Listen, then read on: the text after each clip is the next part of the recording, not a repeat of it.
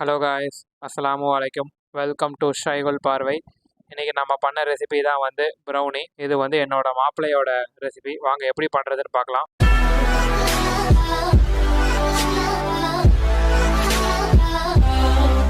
So இந்த cake பண்ணுறதுக்கு first நம்ம வந்து டார்க் சாக்லேட்டை இந்த மாதிரி கட் பண்ணிக்கலாம்.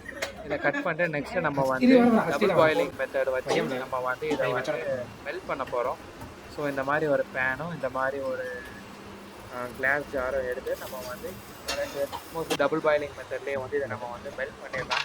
ஸோ சாக்லேட்டோட சேர்த்து நம்ம வந்து அன்சால்ட்டட் பட்டரும் 1 க்யூப் வந்து நம்ம எடுத்து அதோட போட்டு ஒரு 10 மினிட்ஸ் கிட்ட வந்து நம்ம வந்து மிக்ஸ் பண்ணிக்கலாம். நெக்ஸ்ட் வந்து ஸோ அன்சால்ட்டட் பட்டர் போட்டுக்கலாம். ஸோ அதையும் எடுத்து போட்டு நம்ம வந்து அந்த சாக்லேட்டோட நம்ம நல்லா மெல்ட் பண்ணி மிக்ஸ் பண்ணிடலாம். ஸோ அது எப்படி வரணும்னா இந்த மாதிரி ஒரு கன்சிஸ்டன்சியில் இருக்கணும்.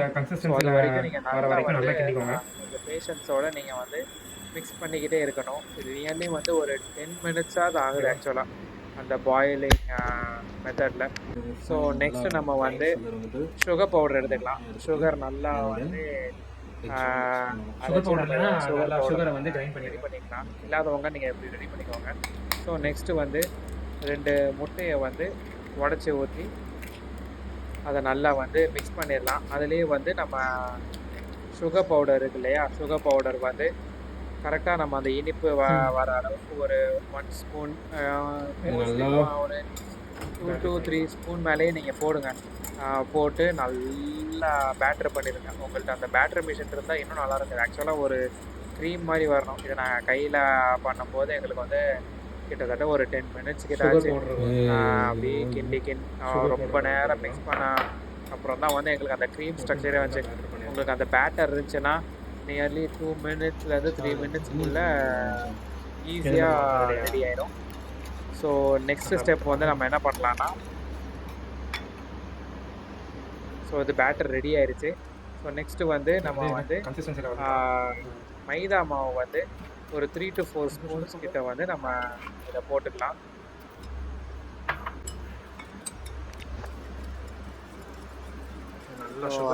சுகர் பவுட்ரு போட்டு நல்லா மிக்ஸ் பண்ணிடுங்க.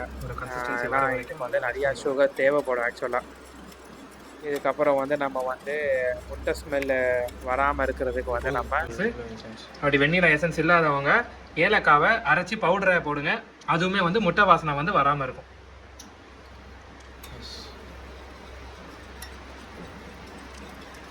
வாட்டர் மேனேஜ்மெண்ட்டே வச்சுருக்கலாம்.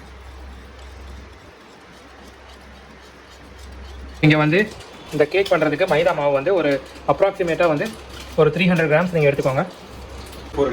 இதில் வந்து 1/4 சாக்கோ பவுடர் வந்து மிக்ஸ் பண்ணிக்கோங்க. மைதா மாவில் வந்து 1/4 வந்து கொக்கோ பவுடர் வந்து இதில் போட்டுக்கலாம். ஸோ நம்ம வந்து நெக்ஸ்ட்டு வந்து இதை வந்து ஃபில்டர் பண்ணிக்கலாம். இது ஏன் நம்ம மோஸ்ட்லி பண்ணுறோன்னா, அதில் வந்து நிறைய கட்டியாக இருக்கும். நம்மளுக்கு வந்து ஃபைன் பவுடராக வரணும். அதனால் நம்ம இந்த ஒரு ஃபில்டர் எடுத்து மாவையும் மைதா மாவையும் அதுக்கப்புறம் அந்த சாக்கோ பவுடரையும் இதில் வந்து நல்லா வந்து ஃபில்டர் பண்ணிக்கலாம். நல்லா பவுடராக வர வரைக்கும் வந்து நம்ம வந்து ஃபில்டர் பண்ணி எடுத்துக்கலாம். ஸோ அங்கே பார்த்தீங்களா, நம்ம அந்த கல் மாதிரி இருக்கும், கட்டியாக இருக்கும். அது எல்லாமே இதில் இருக்கக்கூடாது. ஓகேவா? ஸோ நல்ல ஃபைன் பவுடராக வர வரைக்கும் நம்ம இது பண்ணிக்கலாம். ஸோ இதை வந்து நம்ம வந்து அந்த நம்ம ஸ்டார்டிங்கில் ஒரு க்ரீம் ஒன்று பண்ணியிருந்தோம்ல, அதோடு சேர்த்து இதை வந்து நல்லா மிக்ஸ் பண்ணிடணும்.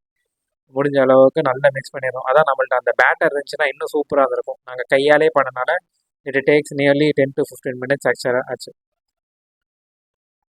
ஸோ இங்கே வந்து லைட்டாக சுடுதண்ணி ஊற்றிருக்கோம். பிகாஸ் முட்டை வந்து நாங்கள் 3 முட்டை போடுற இடத்துல 2 முட்டை போட்டோம். ஸோ அதனால் சுடுதண்ணி ஊற்றி திரும்ப லைட்டாக மிக்ஸ் பண்ணிக்கலாம். பத்தாமல் போயிடுச்சு கைஸ், அவ்வளோதான். அதனால் நான் பண்ண தப்பு நீங்கள் பண்ணாதீங்க. 3 முட்டை போட்டு நீங்கள் இதை ட்ரை பண்ணுங்கள். ஸோ கைஸ், இந்த கன்சிஸ்டன்சியில் வர வரைக்கும் நல்லா பேட்டர் பண்ணிடுங்க. உங்களுக்கு அந்த பேட்டர் மிஷின் இருந்தால் ரொம்பவே யூஸ்ஃபுல். அப்படி இல்லைன்னா இந்த இதை வச்சு நல்லா கிண்டி விட்ருங்க. கரெக்டாக இந்த கன்சிஸ்டன்சியில் வரணும். ஓகேவா? ஓகே கைஸ், அப்புறம் நம்ம நெக்ஸ்ட் ப்ராசஸ் போகலாம். ஆஹா, எவ்வளோ அழகாக வந்துருச்சு பாருங்கள். இந்த நம்ம வந்துட்டு ஃபஸ்ட்டு பண்ணி வச்சோம்ல, ஃபஸ்ட்டு பண்ணி வச்சோம்ல அந்த சாக்லேட்டை மெல்ட் பண்ணி வச்சோம் இல்லையா, அதை வந்து நம்ம இந்த பேட்டரோட நம்ம சேர்த்துக்கலாம்.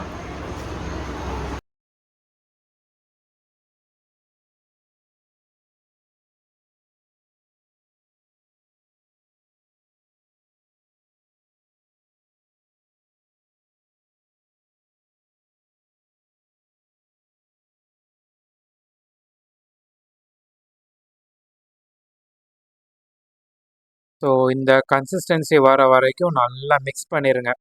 ஓகேவா, இதே மாதிரி வரணும். பட்டர் பேப்பர் போட்டு நம்ம வந்து நெக்ஸ்ட்டு ப்ராசஸ் வந்து பட்டர் தடவிடலாம்.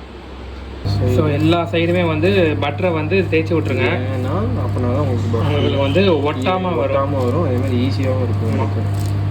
அப்படி இல்லை பட்டர் இல்லைன்னா நீங்கள் பட்டர் பேப்பரை வந்து சைடில் போட்டுட்டு கீழே மட்டும் நீங்கள் பட்டர் தேய்ச்சிக்கோங்க, அதுவுமே உங்களுக்கு வந்து பர்ஃபெக்டாக வரும்.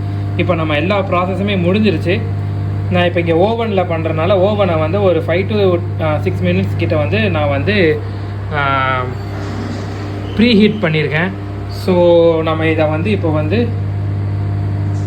இப்போ நம்ம எடுத்து வச்சுருக்க கேக் பேட்டரை வந்து இப்போ நம்ம அந்த கேக் மோல்டில் போட்டு நம்ம இப்போ ஓவனில் வச்சு கேக் ரெடி பண்ணி சாப்பிட்டா கேக் ரெடி காய். ஸோ நெக்ஸ்ட் ப்ராசஸ்ஸு நம்ம இதை நல்லா கொட்டிடலாம் கைஸ் ப்ரௌனியை.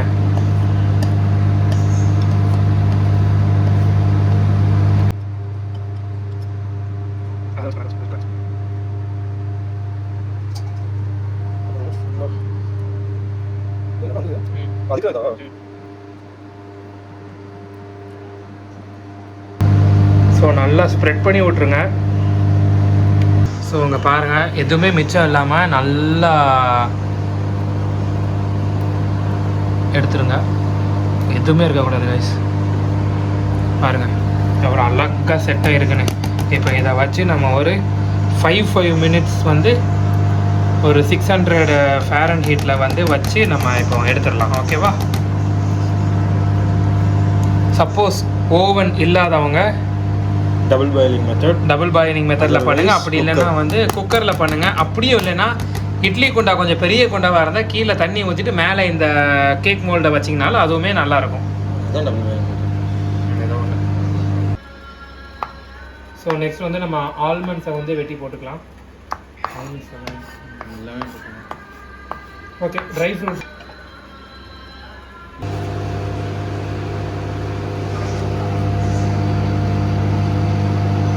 இப்போ வந்து நட்ஸ் நாங்கள் ஸ்டார்டிங்கில் வெட்டி வச்சுருந்தோம்ல, அதை எடுத்து மேலே நம்ம வந்து ஸ்ப்ரெட் பண்ணி விட்டுக்கலாம். இப்போ நீ இதில் என்ன தெரியுமா தப்பு பண்ணியிருக்க, நம்ம வந்து கேக்கை வந்து கவுத்து தான் போகிறோம்.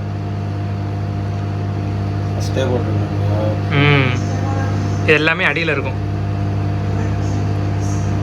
அதையும் சொல்லிடு, நாங்கள் மிஸ் பண்ணுறோம் காய்ஸ். ஒரு சின்ன டெக்னிக்கல் ஃபால்ட் ஆயிடுச்சு காய்ஸ். இதை நாங்கள் வந்து கொஞ்சம் கேக்கோடு போட்டு பேட்டர் பண்ணியிருக்கணும். இதை நாங்கள் மேலே போட்டுட்டோம். பக்காவாக வந்திருக்கு காய்ஸ். 38 செகண்ட்ஸ் இருக்குது. அதுக்கப்புறம் நம்ம வந்து ஓவனில் வச்சு நெக்ஸ்ட் ப்ராசஸை பார்க்கலாம். இது நாங்கள் இப்போ ப்ரௌனி ஃபஸ்ட் டைம் பண்ணுறனால 170 டிகிரி செல்சியஸில் வந்து ஒரு 20 minutes நம்ம வந்து இப்போ வைக்கலாம். ஓப்பன் பண்ணு. இது நாங்களே இப்போ தான் கைஸ் ஃபஸ்ட் டைம் பண்ணுறோம். எப்படி வந்துச்சுங்கிறத நான் கடைசியில் நான் வந்து உங்களுக்கு நான் சொல்கிறேன். வச்சு வைமா வை. ஓகே கைஸ், இப்போ வச்சாச்சு.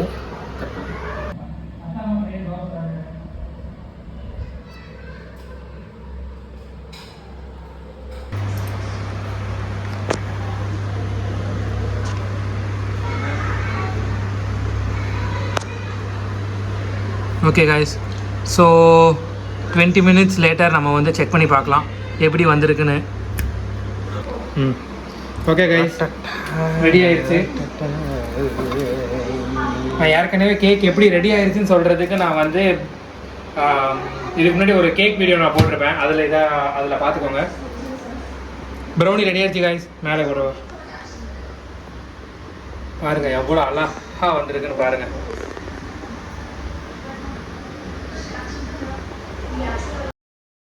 ஸோ இங்கே நான் வந்து ஸ்டெப் பை ஸ்டெப் வந்து இந்த கேக் எப்படி நான் பண்ணணுங்கிறத நான் சொல்லி கொடுத்துருக்கேன். இதையும் நீங்கள் வீட்டில் ட்ரை பண்ணி பாருங்கள், எப்படி வந்துச்சுங்கிறத நீங்கள் எனக்கு கமெண்ட் பண்ணுங்கள். ஸோ இதே மாதிரி மோர் குக்கிங் வீடியோஸ்க்கு என்னோடய சேனலை சப்ஸ்கிரைப் பண்ணிக்கோங்க. இந்த வீடியோ பிடிச்சிருந்தா லைக் பண்ணுங்கள், ஷேர் பண்ணுங்கள், என் சேனலை சப்ஸ்கிரைப் பண்ணுங்கள். So thank you guys. see you on next video.